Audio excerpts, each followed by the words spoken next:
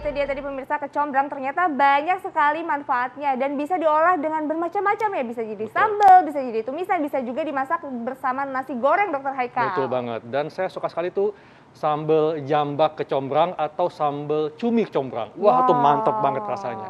Karena ini merupakan rempah, Dok ya, yang memang cukup banyak ditemukan di Indonesia, ada di Sumatera dan di Jawa. Nah, selain enak, apa saja nih manfaat kecombrang untuk kesehatan? Di tengah kita sudah ada Dr. Ida Gunawan, spesialis gizi klinik. Halo Dok, apa kabar? Baik, Dokter, apa kabar? baik. Tadi langsung amazing Dok, lihat bentuk kecombrang ternyata mirip sama bunga teratai ya, kalau lagi ngincup ya. Nah, jadi ini kecombrang ya Dok ya, ini yang Sumatera ya, ini yang Bogor Dok ya? Betul. Oke. Gedean Sumatera ya Dok? Kalau ini yang Ini besar Jawa. sekali. Ini tapi manfaatnya sama ya Dok? Sama ya. Jadi memang saya nggak ngerti ya, mungkin karena perbedaan dari tempat tanahnya, kesuburan tanah, iklim itu pasti akan mempengaruhi pertumbuhan ya. Iya.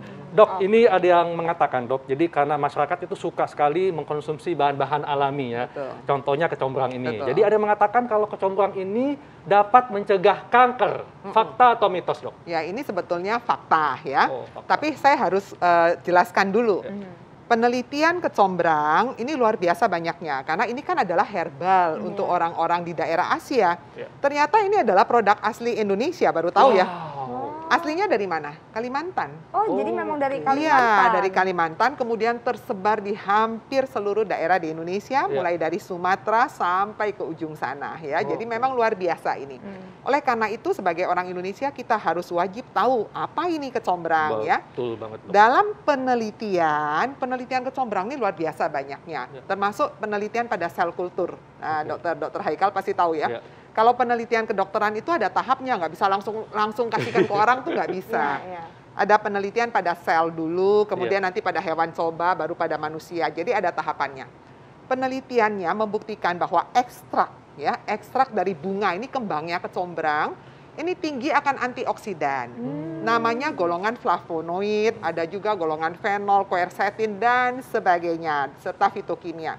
Dan dalam penelitian dengan cawan Petri tersebut pada sel kultur, dia bagus sekali menghambat pertumbuhan dari sel kanker, terutama sel kanker payudara. Oke, tapi harus diolahnya seperti apa dokter supaya ada manfaat untuk sel kanker? Sebetulnya kalau dalam makanan kita, karena dia adalah herbal atau bumbu yang digunakan, ya dimasak seperti yang dicontoh-contohkan tadi saja.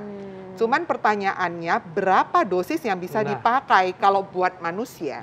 Memang pada penelitian manusia itu belum dilakukan terhadap kanker. Tapi yang sudah dilakukan dan terbukti adalah pada penelitian sel kultur. Dia mampu untuk menghambat pertumbuhan dari sel HeLa. Itu adalah sel kanker pada manusia. Ya. Oke, jadi itu ya dokter ya. Betul. Penelitiannya. Nah dokter, tadi kan dokter juga bilang ya dokter ya manfaat lainnya ternyata memang banyak banget. Ini ada fakta dan mitos berikutnya dokter. Ini katanya kecombrang bersifat antibakteri dan juga anti jamur. Ini fakta atau mitos dokter? Ya, ini juga fakta. Fakta luar biasa ya. Jadi Jadi herbal dari seperti ini ya, mulai dari yang bisa dimanfaatkan ya, mulai dari bunga, batangnya, akarnya, dan bahkan daunnya. Kadar antioksidan memang paling tinggi ada di kembangnya ini. Kembangnya kecombrang ini paling banyak. Sedangkan pada daunnya, pada batang dan akarnya dia mempunyai efek cukup besar juga untuk antibakteri dan antivirus ya. Jadi pada penelitian lagi, kembali pada penelitian ya, penelitian yang di laboratorium itu dilihat barang-barang seperti ini diambil ekstraknya. Jadi diambil sarinya, kemudian dilihat pada sel-sel kultur itu yang dikasih dengan E. coli. Kita tahu kalau tes resistensi ya. Jadi ada plate agar-agar gitu, kemudian dikasih bakterinya. Salah satunya adalah E. coli ya. Kemudian Staphylococcus aureus. Lalu diambil ekstraknya, ditaburkan di sana. Ternyata dia mampu menghambat pertumbuhan dari E. coli. Ya, sampai 80%. 80% Sampai tinggi juga 80, ya, dok, cukup ya? bagus sekali ya. Nah, pertanyaannya, bagaimana dengan kita? Berapa dosis yang diperlukan? Sampai saat ini memang penelitian untuk manusia nggak ada karena dianggapnya ini digunakan sebagai herbal atau bumbu makanan kita. Jadi tidak khusus orang hanya bikin jusnya aja diminum. Biasanya itu adalah bagian campuran makanan ya. Misalnya teri kecombrang, nasi goreng kecombrang ya. Seperti itu. Jadi Kalau mungkin, kalau kita gunakan, ini kan sudah digunakan nenek moyang kita turun-temurun. Iya. Artinya sampai saat ini pun kondisinya semua baik kan, tidak ada sesuatu yang aneh. Jadi penggunaan untuk kita itu sebetulnya secara turun-temurun penelitian yang tradisional itu sebenarnya sudah terbukti juga baik untuk kesehatan kita. Ya. Jadi memang sangat luar biasa ya kecombrang ini ya, punya sifat antibakteri dan anti jamur. Nah, ini ada juga dok yang mengatakan kalau rutin mengkonsumsi kecombrang dapat menghilangkan bau badan dan bau mulut. Nah, ini fakta atau mitos dok? Nah, ini mitos. Nah, ini mitos ya. Kenapa? Karena kecombrang ini sudah pernah makan belum? Ini luar biasa wanginya.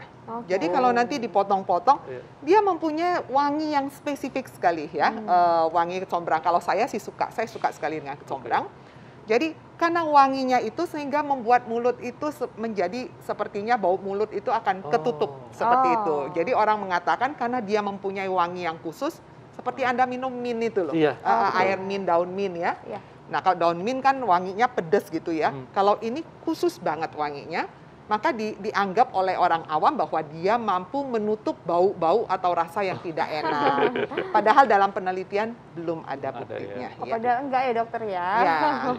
Oh jadi karena konsumsi terus itu memang si wangi ya dokter, tadi kita udah lihat ya? Wangi sekali. Ya. Dokter nih ada fakta dan mitos berikutnya nih dokter nih. Ini katanya konsumsi kecombrang baik banget bagi ibu menyusui. Ini fakta atau mitos? Tapi jangan dijawab dulu dokter. Ibu-ibu dan bapak-bapak penasaran kan? Tapi sesaat lagi kita akan temukan jawabnya. Tetap di Hidup Sehat.